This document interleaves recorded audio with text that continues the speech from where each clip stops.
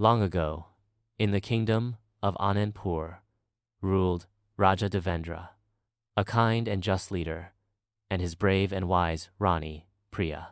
Their reign was marked by prosperity and the happiness of their people. However, a terrible drought descended upon Anandpur, turning lush fields into barren dust and drying up the lifeblood rivers. Crops withered, and the people suffered, their faces etched with worry and hunger. Raja Devendra, despite his wisdom, found himself at a loss. He sought counsel from his advisors, but none offered a solution to this devastating crisis. Rani Priya, ever observant and compassionate, remembered an ancient legend whispered among the villagers, a legend of a hidden lake, a mystical source of water deep within the forbidding forest. This legend, dismissed by many as mere folklore, sparked a flame of hope in Rani Priya's heart. She knew she had to try. Without hesitation, she prepared for a journey into the unknown, her determination fueled by the suffering of her people. The journey was perilous. The forest was dense, teeming with unseen dangers. Priya faced treacherous paths, braved thorny thickets, and navigated through dark, shadowy ravines. The sun beat down relentlessly, testing her physical and mental strength.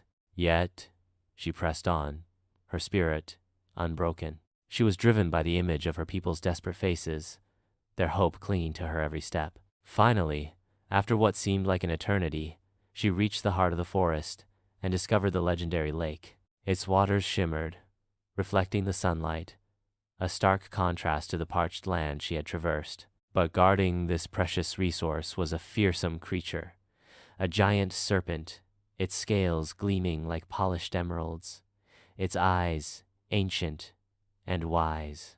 The serpent, sensing Priya's presence, rose up, its massive form casting a long shadow. It demanded to know the reason for her intrusion.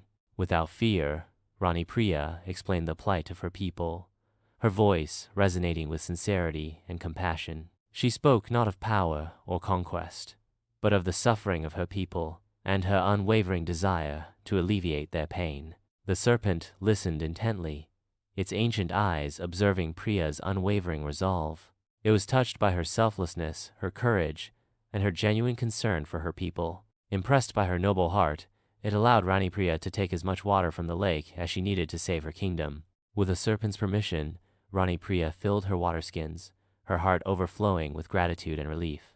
The arduous journey back was less daunting, energized by her success. Upon returning to Anandpur, she poured the magical water into the dried-up riverbeds.